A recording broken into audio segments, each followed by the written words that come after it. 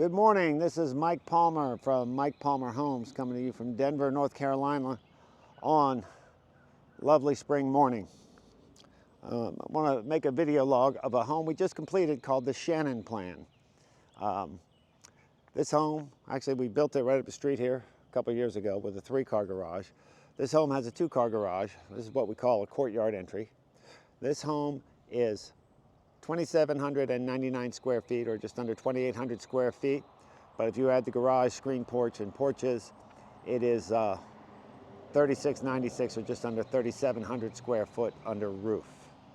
There's a few things to notice about this house. Well, for one, we got a retaining wall over here. This was a very difficult lot to build on. We'll go into that later. But you notice this nice green lawn. That's because this homeowner association puts sod in the front yard, which makes it look very nice up front, but it does have a price tag. But it's like instant lawns, you know, nice and green it is. We've got next door, this is where the whole neighborhood drains down. All the storm drains drain down here and go right over to Lake Norman, which is right up the road. So we have this giant ditch here, and this lot had a huge slope to it. Well, I'll go into that when we go into the backyard. Anyway, this home, if you notice some of the features up front, we call those little pieces at the end of the gable a return. Those, we call them Queen Anne returns. I think they add a lot more to the front. I really like that. That clip in the gable up there is called a Boston gable, that roof detail.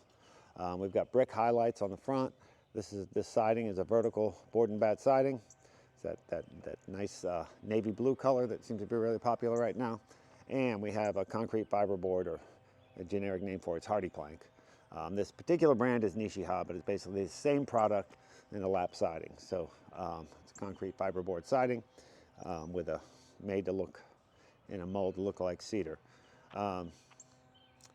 Anyhow, let's go take a look inside. Oh, and our shutters we'd like to use. Not crazy about plastic shutter, so we make those on site, those board and bat Mirrortech shutters. Anyway, front door, we got a craftsman style mahogany front door with beveled glass. Up top, we have our signature knotty pine tongue and groove ceiling. Let's take a look inside. When you enter this house, you see it's very open floor plan. All right, you can see right out back. Got your kitchen island. Right here is going to be your dining room. Now we've done this where it's more closed off. We've done it with columns. These particular folks chose to just have it open. So the space is going to be separated. You've got this raised tray ceiling with a different color accent and crown mold. And there's a hub and dining table over there. And that works well because this table will be out and be able to be used.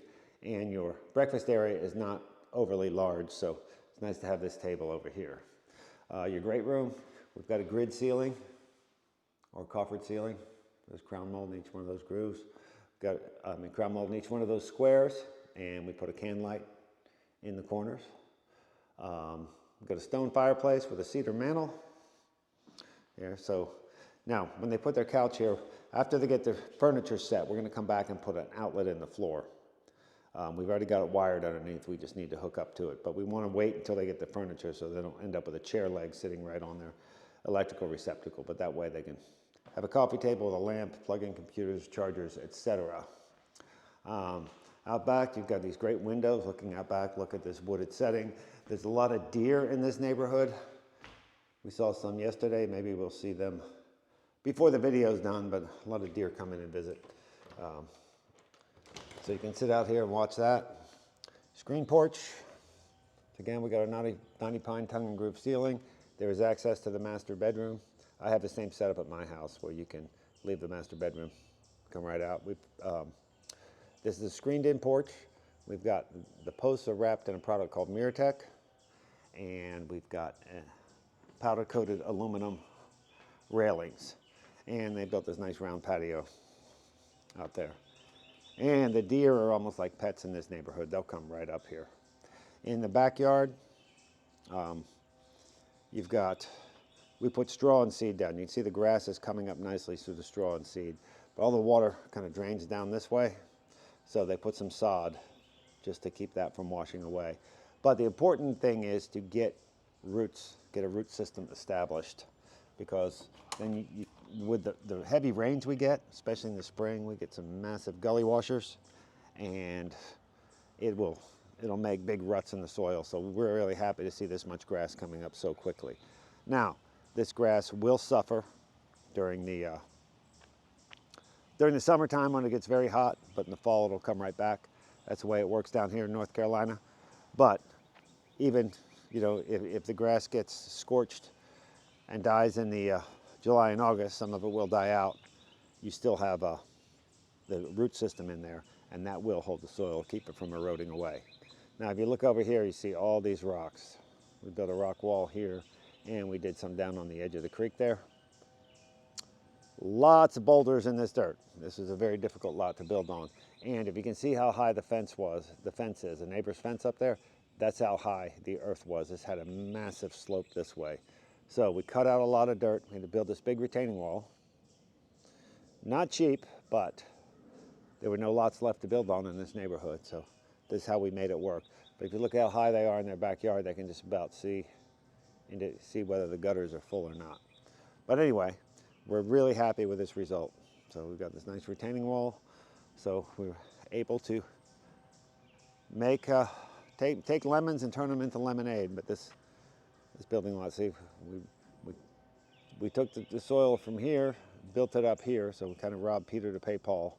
But you see there's a really significant slope down on the edge, down where the creek starts. So it's going to be a constant battle of fighting off the woods as they encroach. But you get that big natural area. Anyway, but that's where the deer come out. They come right out of the woods there. Oh, did we see one? Nope, just a bird. Anyway, we've got brick steps leading back up into the porch.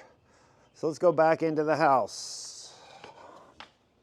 Oh, by the way, I hate asking for this, but if you do find these videos of value, we'd appreciate it if you hit the like and subscribe button. It helps us get our message out, helps us reach a lot more people. So anyway, so you came in the front door, dining room, great room, big kitchen island. Lots of workspace here, lots of counter space. I got a nice veined quartz countertop. You got your microwave over here, a drawer style microwave, a nice backsplash. Nice kind of a subway tile backsplash. There's a tile backsplash here as well. And we have this detail underneath the hood. We have a nice KitchenAid hood, KitchenAid range. I like the ones with the griddle in the middle. Over here, here's your dining area. Your breakfast area right here. It feels bigger because we've got one of our signature window seats. Now the cushions are still getting made, so we're still waiting on those. But we love our window seats. And see up here, it's got its own can light, so it's kind of like an away space. It's almost a separate room, and you can sit out here and watch what's going on with the deer that day. Well, that's our great room, and the spaces are separated by the ceiling height. We've got a 12-foot ceiling here, so it kind of keeps this room separated from that room, but keeping the open theme. All right, so let's take a look here. When you come in from your garage, take a look at the garage. Garage, we still got a few ladders and stuff from our painters. We're still just finishing up your garage. See, there's your walk door. You have your man door, so you can walk in and out to the car without opening the garage door all the time. And you've also got some extra space back here. You want to put the extra garage fridge or a workbench, and we've got some more storage back here. Right, this space. And it's just the way the plan worked out, but it is convenient. There's a place, and there's your breaker box, your panel box for your electrical. When you come in from the garage, we've got this area, we call this a drop zone, where you drop your book bags, cubbies for your shoes, hats, gloves, and put some hooks here and hang your jackets, just where you drop all your things. And here we have a laundry room, utility sink there, you're gonna wash your dryer, and they have a nice cabinet, and this is a custom made shelf with a chrome rod that our trim carpenters make. Over here we have the pantry, and they did some oak detail on the pantry, oak shelves. This is a really nice pantry. A lot of pantries they just use wire shelves. Some people, they like these, but once again, they come with a price tag. But it does make for a nice pantry shelf. However, you want to probably put some liner paper here because canned goods can, over time sit and mark up the paint a bit. So it's just something to think about. You come in, here's stairs to go upstairs. So what's nice about that, coming from the garage, kids or whoever comes in and go right up the stairs without making the main living area Grand Central Station. So it kind of keeps the traffic from the main living area. This is a downstairs secondary bath. A nice big vanity. Got a tub shower, and that's also serves. This is kind of serves as your half bath, your secondary bath downstairs, and also you've got this room here, which is bedroom number 4. Can be a 4th bedroom, guest bedroom, or can be a home office. It's kind of a flex room, but once again, you got a nice view out back. Watch the deer and antelope play. But this is big enough where you can put a bed here and a desk. And I've seen my clients do that when I go back into their homes after they move in. Have a bed and a desk so it can serve as an office and as a spare bedroom. It's nice it's on the ground floor if you've got older relatives coming that don't want to climb stairs. Anyway, once again, chrome rod closet shelf. Very nice.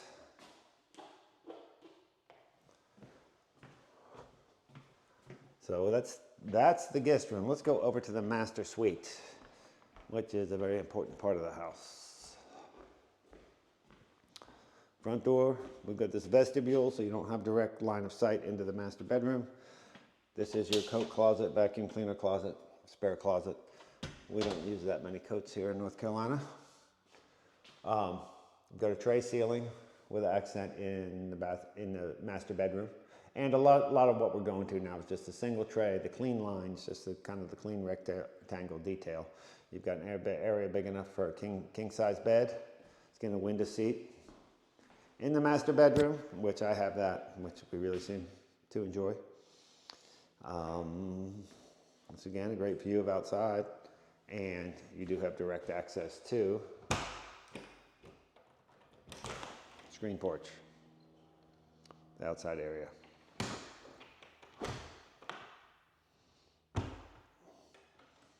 Now we'll go to the master bath. Master bath and closet. The gray tile on the floor. Get kind of that gray wash stain on the cabinets. Quartz top. Got 2 big mirrors. Plenty of room between his and her sinks. Plenty of room for plenty of counter space here. And cabinet space. Of course, you've got a linen closet in the master. Nice to have the linens right next to where you use them in the shower. This is what we call a cave shower or a zero curb shower. Walk in, there's no curb to trip over. Right here.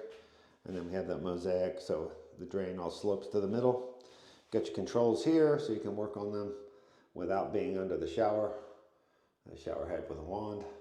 And we've got our niche with the accent tile in the back, which matches the floor. It's pretty cool. And of course, what we love are our transom windows in the shower. It's nice this because you have that kind of greenery, jungle kind of feel when you look up at the treetops there. Anyway, the master closet. Got shelving, chrome rods, highs and lows. It's got one area for longer, I guess, dresses and whatnot. Once again, chrome rods that our trim carpenters make, and they do a really nice job here.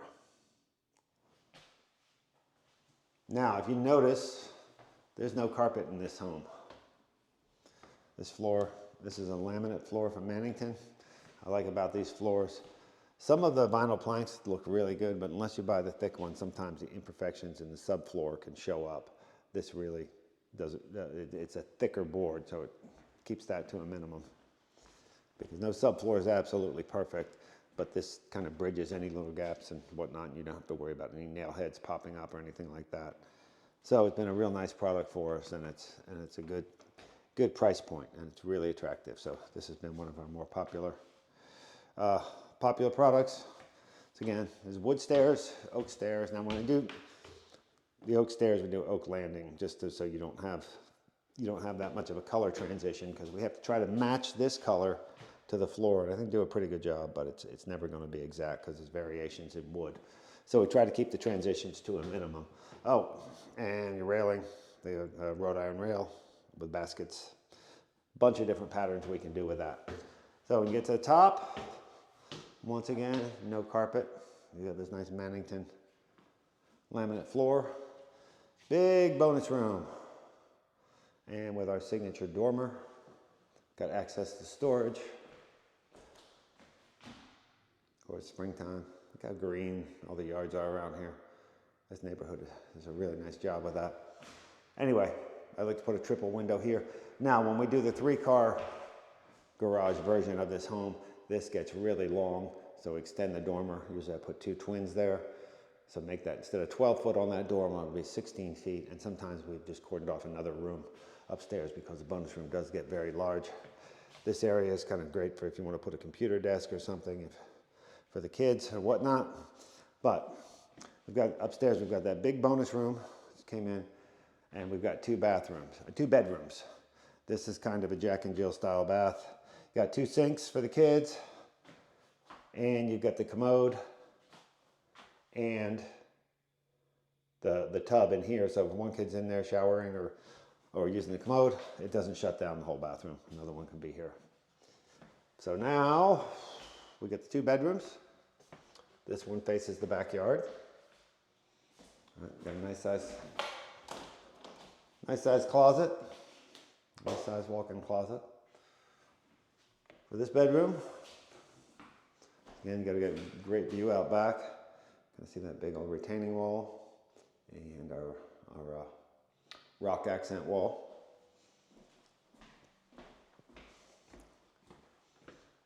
And the other bedroom.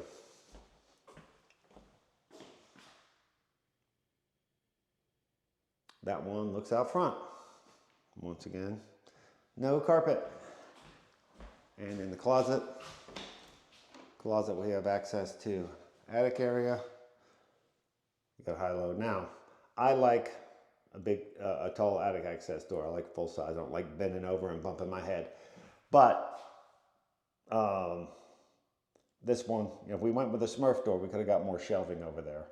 But you still have a good amount of shelving. It's just a trade-off. But a lot of people like storage in their attic. This one we got air conditioned up here, but you got a lot of room here. Christmas ornaments and whatnot, plus there's some other areas. We try to utilize this attic space. People seem to really like having that extra storage. So that's the upstairs. Let's go take a look. One more view of the house. This is, like I said, this is the Shannon Plan.